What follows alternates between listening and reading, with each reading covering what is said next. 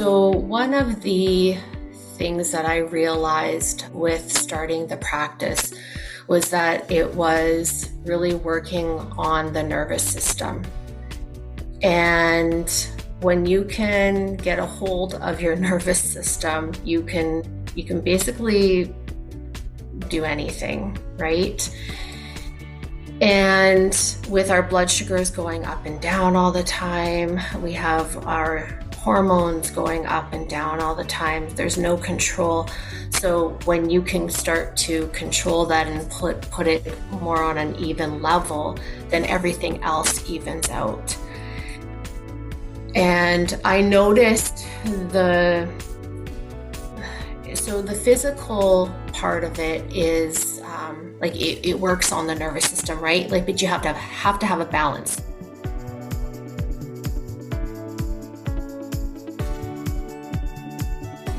Welcome to the Type 1 and Midlife podcast. My name is Melissa Slemp, a certified nutritional health coach and the founder and CEO of Abundant Health with Melissa, where I help women with type 1 diabetes to feel more empowered and live their best life despite their diagnosis.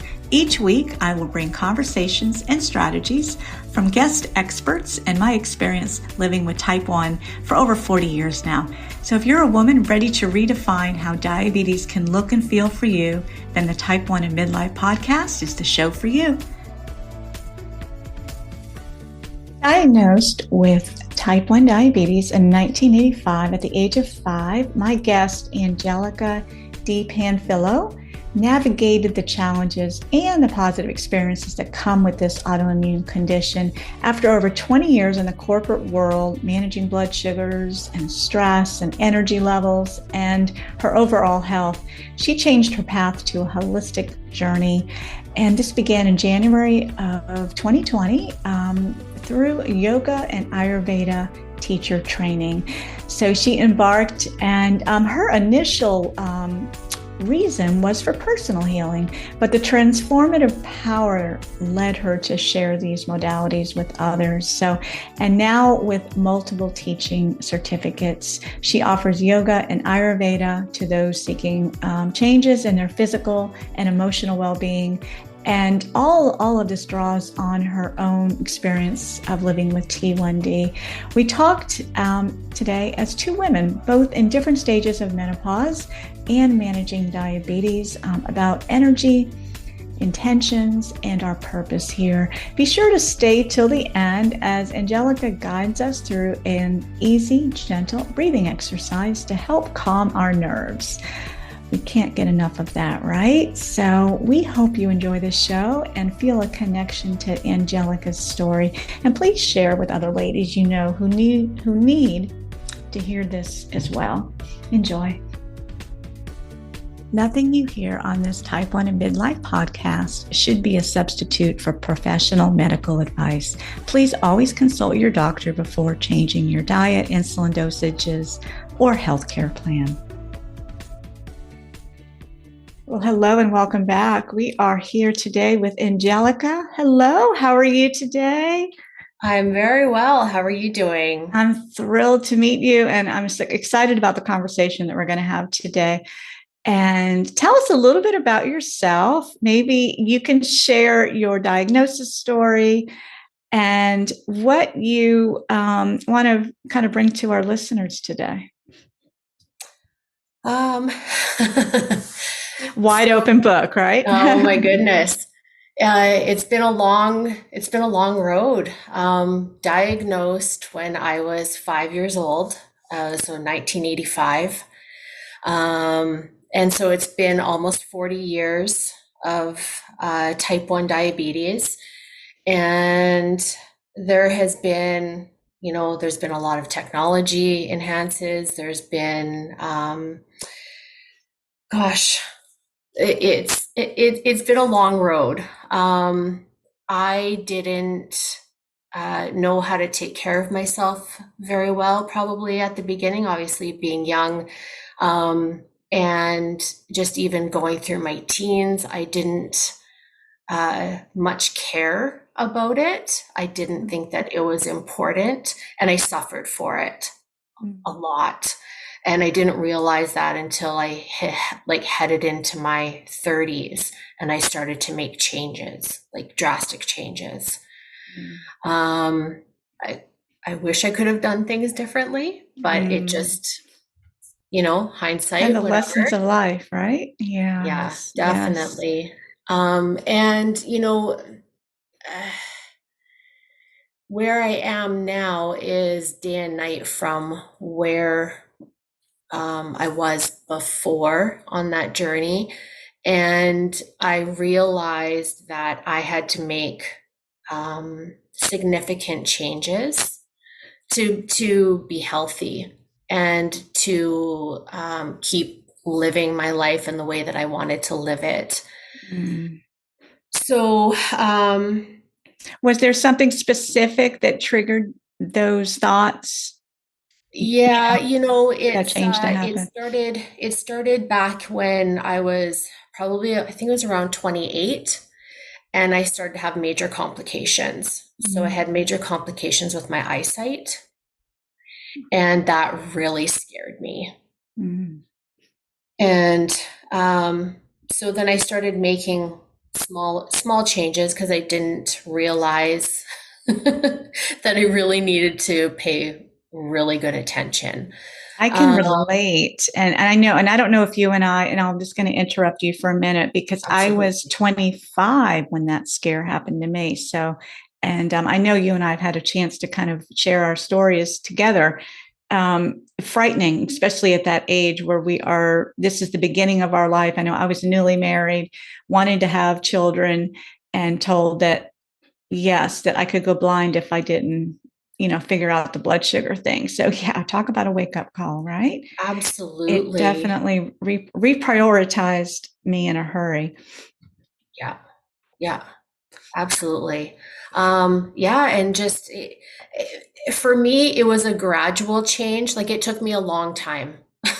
It took Mm, me like, I tried to get my blood sugars under control. And it was, I would carb count, I would do all those things, but I wasn't quite getting it right. I still had A1Cs of 8 and 9. It never went above 9, but still, like that's really high, mm, to be like that all the time.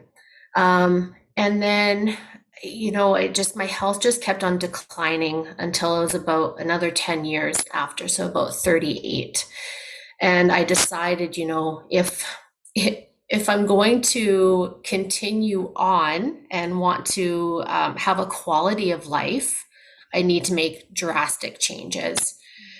So it led me down a path to change everything. And I worked for many different, many jobs, many corporations, just that really go, go, go type of lifestyle. And I couldn't do it anymore. And I needed to find something that was going to help me change physically, change mentally, because this is not only a physical battle or challenge, it's mental. And you really have to have the mindset um, to make that change, right? mhm. And so I was talking with a friend one day and she said, have you ever considered yoga? I'm like, well, no. I've never done it before and I've never considered it. And then I started looking into it because I had looked into a lot of natural ways of doing things. So I had studied Ayurveda a little bit before Mhm. that. And so I was looking down for trainings of yoga and Ayurveda, and I found Mhm. one in our city. So I signed myself up for a teacher training. And I mean, at first, that's not like, I never wanted to be a teacher. I just wanted to go learn for myself and really be able to teach myself after that and have all the tools. Mhm. And so it has led me to, it's 4 or 5 years later, and now I'm teaching others. because I've learned so much. I've benefited so much from this journey, and the physical, the mental, the emotional, everything. Mm-hmm. I That's hope that beautiful. answers your Yes, question. yes, it absolutely does, because it's been a journey for you, as it is for many of us living with diabetes, many women. And you mentioned the mental load and the emotional load, and on top of life in itself, which is a mental and emotional load. So it just adds that layer. So right now you are teaching and you're giving back. Do you specifically, because the practice of yoga, I'm pretty familiar with it myself. I have a side business that we actually offer. I have some amazing yoga teachers that work for me at a beachside resort here in St. Augustine. And I take part, not as much as I need to right now. I tend to be a fair weather yogi, which I will be the first one to say that. And the weather here is all over the place. So we're not always outside to enjoy it. But I definitely noticed the impact. And I had Rachel Zinman on an earlier episode last year. I believe it was episode 5, but don't quote me on that. I can put that in the show notes just as a referral back. But she as well lives with type 1, just to hear her story as well. And we really dove into the impact that this soft, gentle practice can have. The first thing I think of is cortisol, Yeah. that natural stress hormone that affects everybody. So I'm assuming that you're not just helping, and hopefully you are able to get closer to some other people in the diabetes space as far as this practice and how it can impact their, not only physically their life with diabetes, but spiritually and just emotionally, right? Yeah, absolutely. So, one of the things that I realized with starting the practice was that it was really working on the nervous system. And when you can get a hold of your nervous system, you can basically do anything, right? Mm. And with our blood sugars going up and down all the time, we have our hormones going up and down all the time. There's no control. So when you can start to control that and put it more on an even level, then Mm-hmm. everything else evens out. Mm-hmm. And I noticed the physical part of it is like it works on the nervous system, right? Like, but you have to have a balance. So if you have too much exercise, it's going to raise everything, right? And if you don't have enough, it's not going to do enough. Mm-hmm. So you have to find that balance, right? But Mm-hmm. the major impact that I saw was with breath work, and um, that really brought everything together, and it helped to regulate the nervous system. Mm. Can you give us an example? Because obviously, many of us know that breathing and breath work, which is what really the steps, I'll call them steps, but the poses, the different parts of the yoga practice, it's centered around the breath, right? Absolutely, it is. Mm-hmm. Yeah.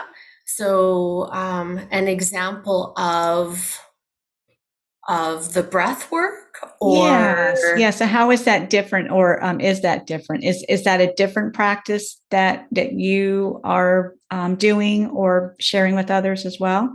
It can It's be just part. separate, but Mhm. it usually I bring breath work into the practice, like when we start, and then sometimes at the end as well.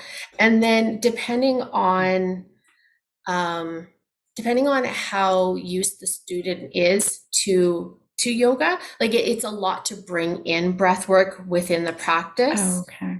So you can do it gradually.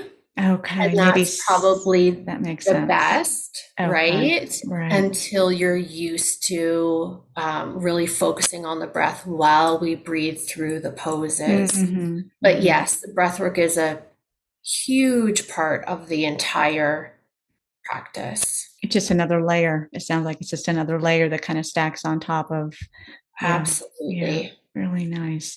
And just to give everybody a sneak peek, so make sure you stay listening as we, Angelica and I continue to talk here, because she is going to guide us through a breathing practice. And if I'm butchering that, just let me know. No, not not at all. It's as simple as that, right? Yes. So yeah. So when we're done going through all the things that I wanted to share with my listeners about you today, yes, you're going to just walk us through a simple practice. So that'll be really, really a nice treat.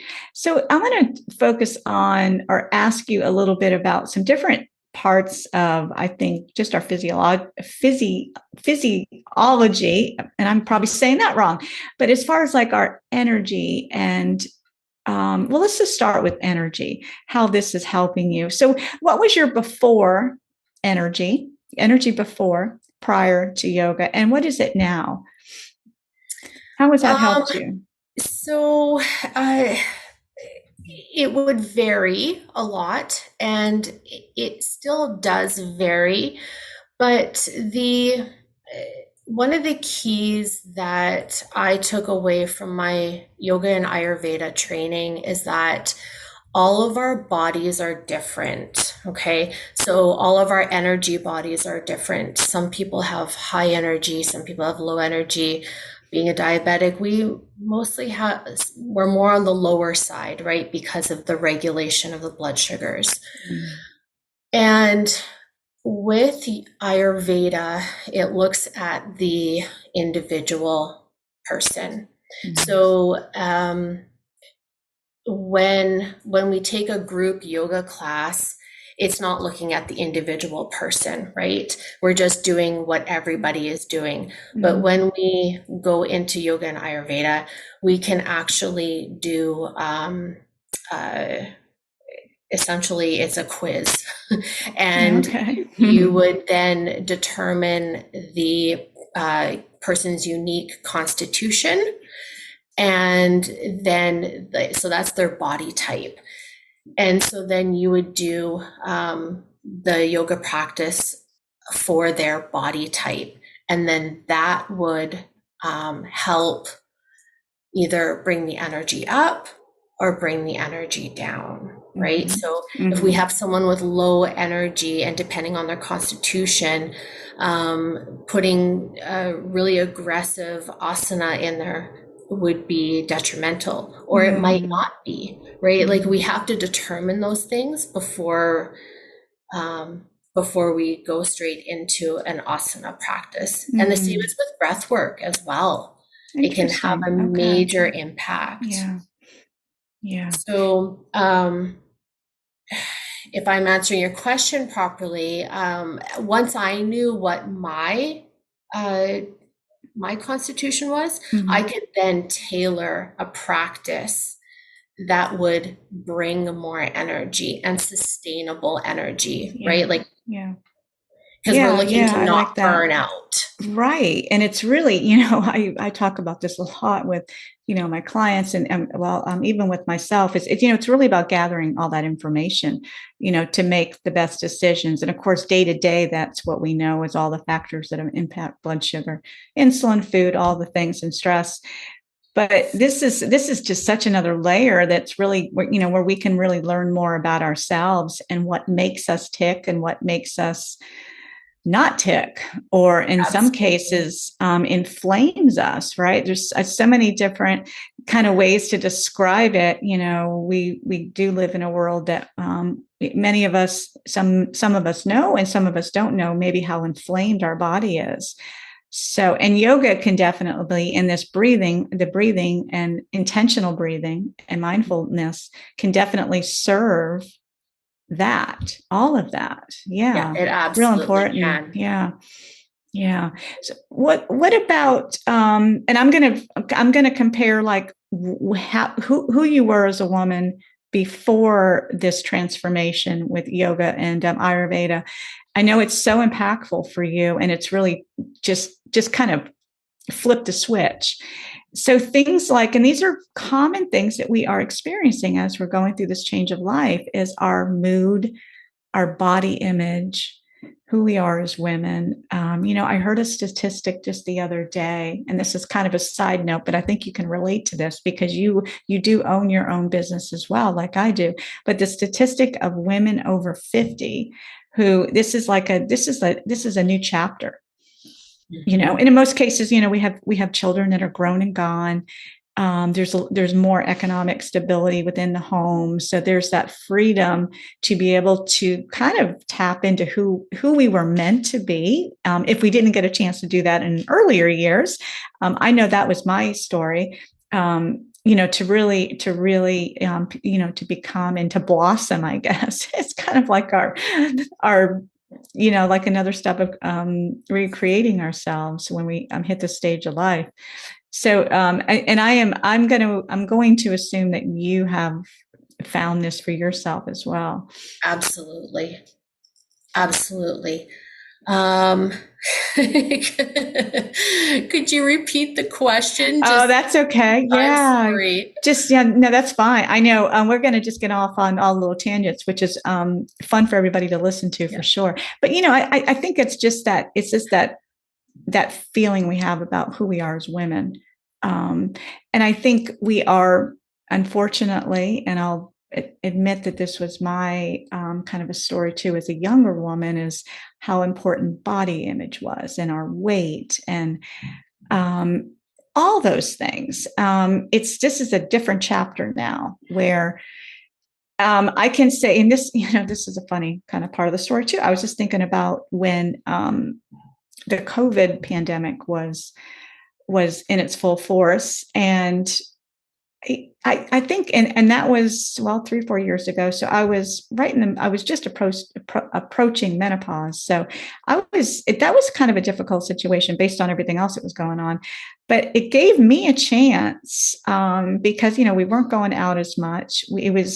Things were very simple, just based on our lifestyle and our daily practices, getting out and about. I stopped wearing makeup.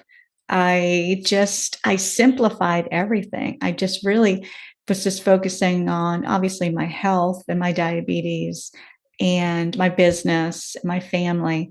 But I let go of all that fluffy stuff that always seemed to kind of consume me. But it's amazing how that timing kind of fit in to where I was as a woman over 50.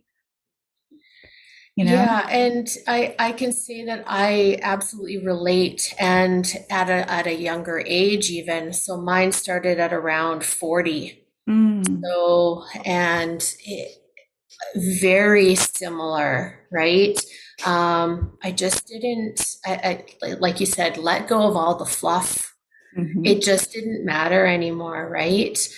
And the things that were important were my health, and putting the right nutrients in my body, and fueling my body with good exercise, and with nature, and without all the other static around, right? Like just let it go. And I wasn't able to do that in my younger years because you're going to school, and you're trying to establish yourself, and you're trying to make money, and you're doing all of these things, and you're go, go, go, go, go. And there isn't any time for me anyway, there wasn't any time to take care of myself. And now it is the most important thing. And yeah, it is. And this reminds me, and this is a side note, and actually, as you were talking, I was looking this up. John Mark Comer, he is a pastor, and he has his own podcast, and I'm just going to give him a quick plug because I've just started reading some of his books. And The Ruthless Elimination of Hurry. And I just got through reading this. I highly recommend it to anybody who is interested, but it really does. It's all this is coming together. The timing of it. My only regret is not finding it sooner. I Absolutely. think during this time, it might have just given me a little bit more validation to what I was going through. But that's okay. You know, the timing is there now, and now I have a chance to share it with other people. It's just about simplifying and really prioritizing who we are, why we're here.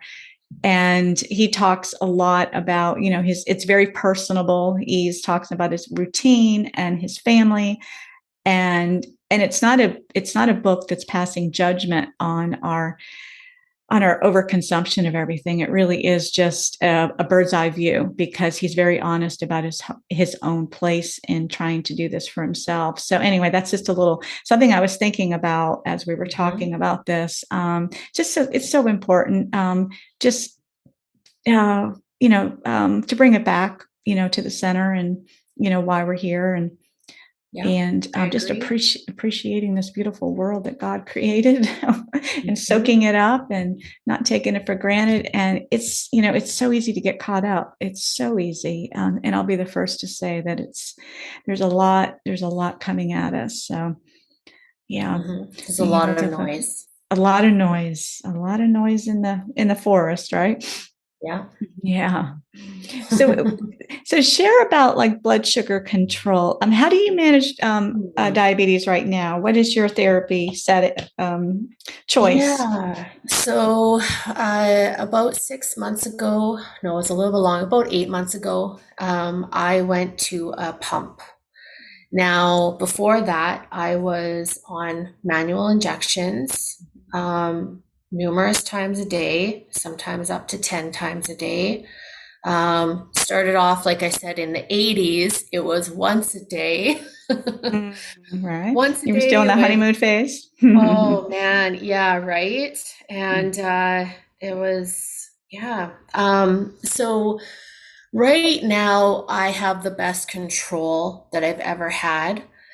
My A1C is down to 5.7, Very which nice. is Wow. Yeah. incredible. I've Mm-hmm. never had that in my life. I didn't Mm-hmm. even think that it was achievable. Mm. But needless to say, though, like that, the pump does take a lot of maintenance. Like there still is a lot of maintenance, and that's okay. I'm willing to put in the work, and that's another part of it as well, is that you have to have the mindset to do Mm-hmm. it, Mm-hmm. Yeah. right? Yeah. Absolutely. Yeah. Yeah. Yes, the commitment, and you started sharing just based on the fact that now you have an A1C that Mhm. is, I mean, it's beyond your original expectations that you could get here, so that you kind of have it dialed in now. Yeah. And now, and can I assume as well that you're eating your I don't like the word diet, but Yeah. your type of eating, Yeah. Ayurveda and yoga are all contributing to that A1C.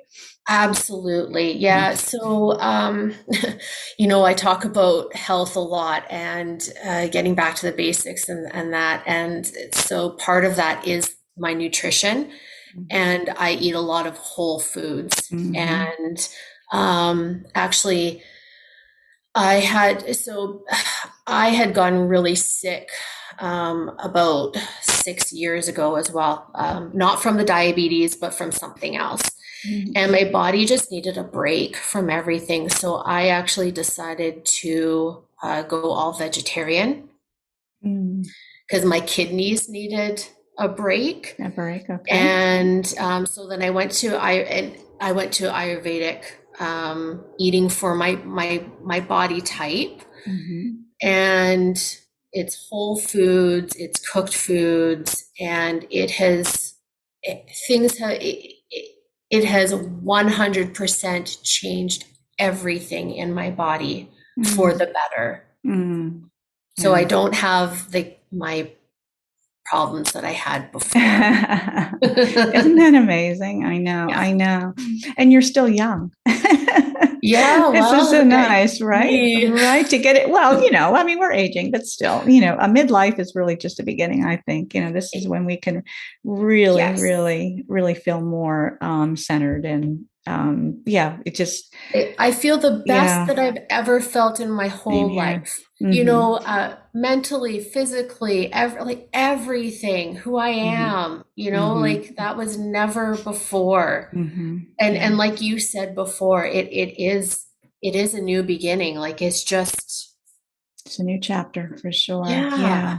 And I Yeah. love it. I do too. I do too. So what about hormones for you? Can you speak on what's going on? I mean, you can share as much Yeah. or as little as you want. I when my hormones started changing, I didn't know that they were. And You're not so, the only one. right? And, Yeah. I didn't know what was going on until years later. Okay, so now I know, and I'm getting tested to Good. watching the progesterone and the estrogen and the Good. testosterone Yeah. and thyroid and like everything, right? All the I'm getting hormones. tested. Yes. Yes. And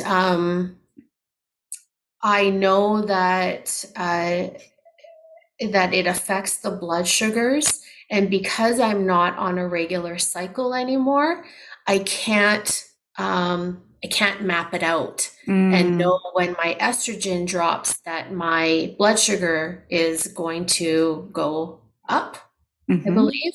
Yeah, exactly. Yeah. Right? Like Yeah. there's Lower just estrogen. so many Yeah. things. And Hmm. I don't know that, so I have to monitor day to day. Like there's not like it's still all up in the I air. gotcha. Right, right. Yeah. Yeah, And because so because you're that's, not on what's the word? Rhythm. You're not in rhythm anymore. So now it's yeah. just kind of self-guided. Yeah.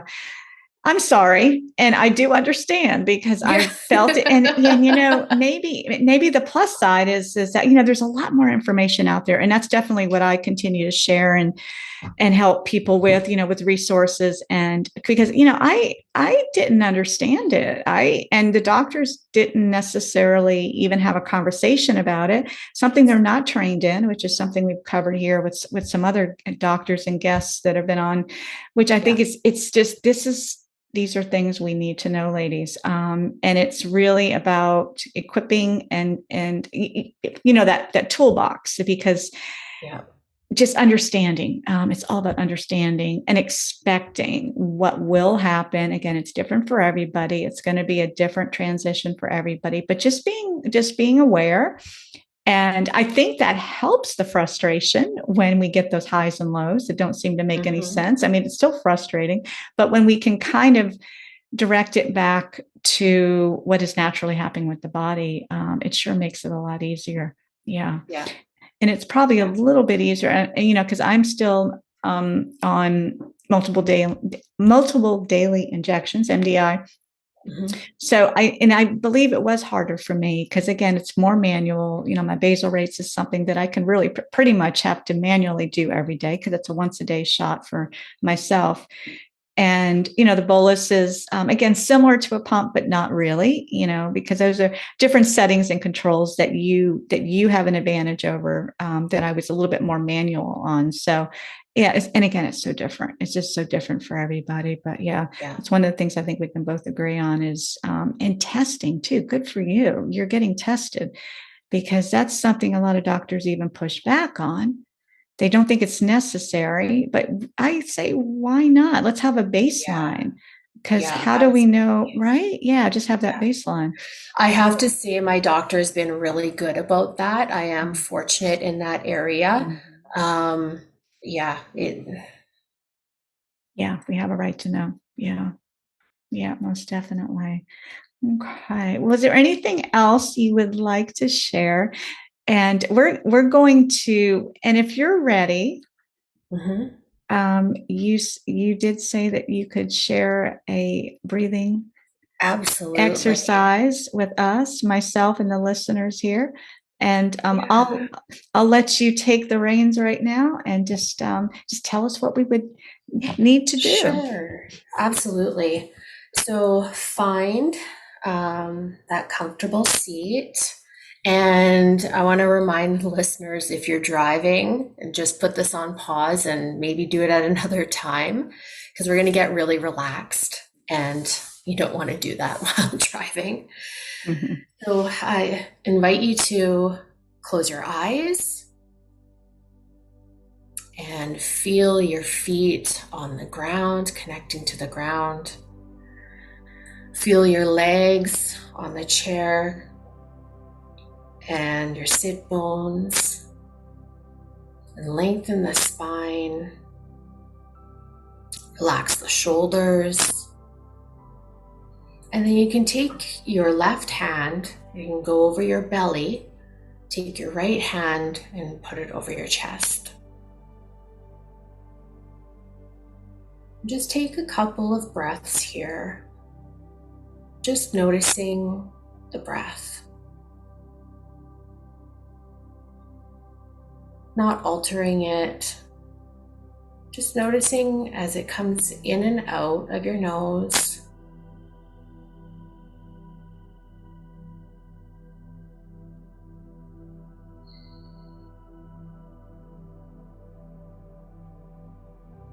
Okay, and as we inhale, we're going to feel the air coming into our lungs. Feel our chest rise and fall.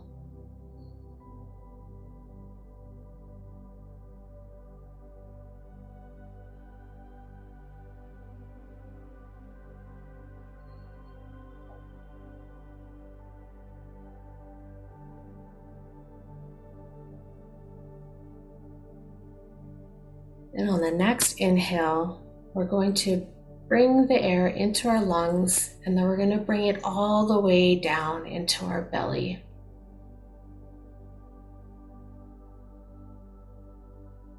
And we're going to feel our belly rise, and as we exhale, we're going to feel the belly fall.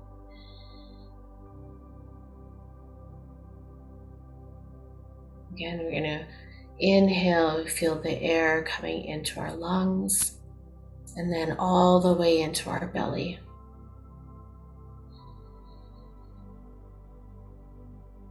And as the air goes out, we feel the air in our belly go out as well as out of the lungs.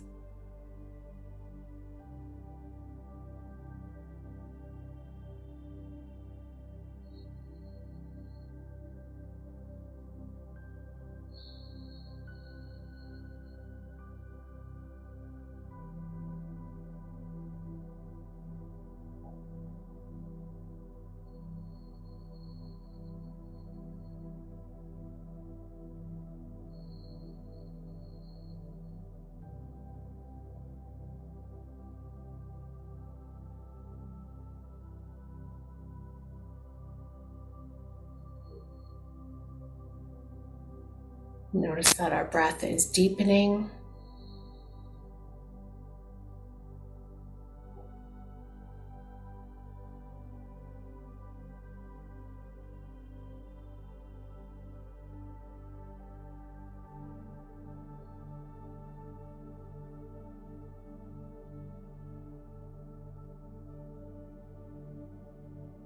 And from here, we can return to our normal breath.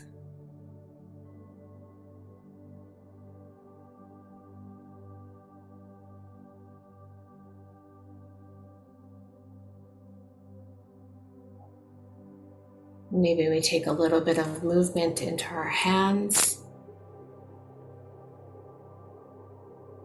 into our toes, maybe our ankles and our wrists. And we can slowly open our eyes.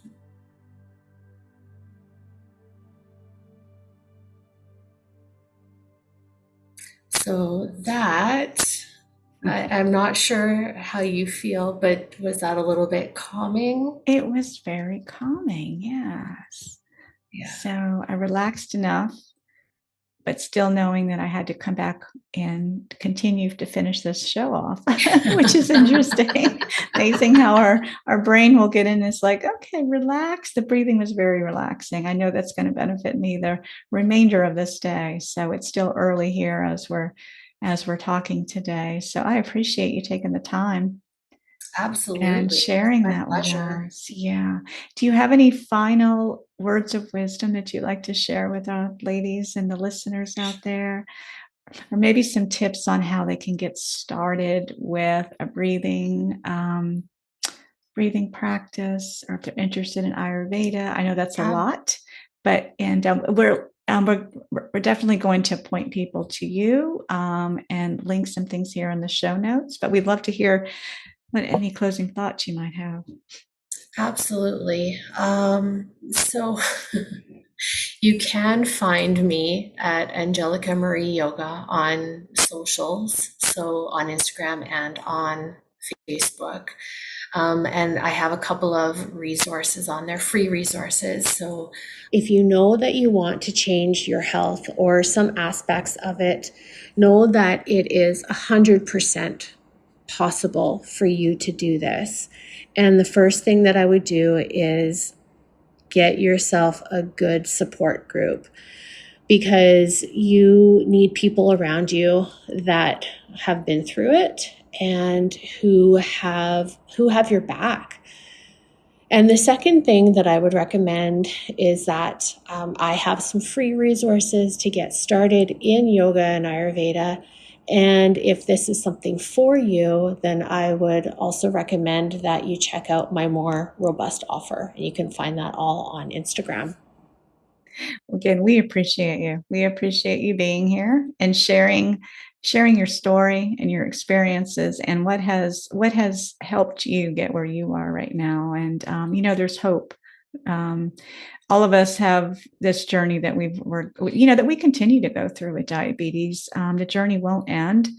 But it's just so nice to have people like you in our space that we can listen to and get inspired from. So we really appreciate you, Angelica. I appreciate you. Thank you very Yeah, much. you are welcome. And I'll be sure to link all of the resources and a way to connect with Angelica right here in the show notes. So please do that. We hope that this conversation and those few minutes of just gentle, slow down, talk about the elimination of hurry for 2 minutes during this show. I love that segue. That was beautiful. So thanks again.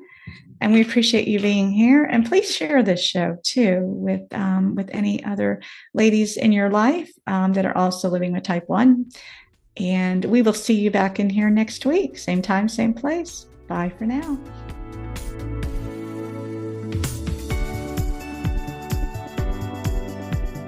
Thanks for tuning in to the Type 1 and Midlife podcast. And be sure to subscribe, rate, and review right here on iTunes. And you're invited to connect with our Type 1 and Midlife community on the free Honey Health app. Here we discuss the podcast topics in a group chat, a chance for you to ask questions and take action on what we share here on the show. You can find the app link to download for free right here in the show notes. And for free resources, you can visit me at abundanthealthwithmelissa.com. And your support means so much. Thank you.